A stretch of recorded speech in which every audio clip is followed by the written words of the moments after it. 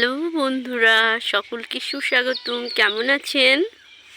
এখন মন চাইছে যে ধন ধান্যে পুষ্পে ভরা আমাদের এই বসুন্ধরা,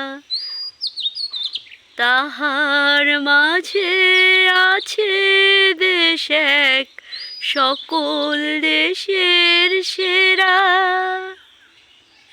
সত্যি আমাদের দেশটা অনেক সুন্দর।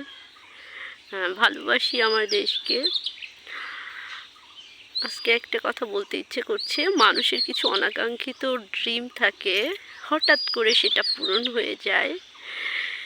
গ্রামের এই মিষ্টি আবহাওয়াটা, বিশেষ করে এই সকালের এই স্নিগ্ধতা মানুষের হৃদয়কে একটা নতুন আবরণ দেয়, নতুনভাবে বাঁচার একটা প্রেরণা যোগায়।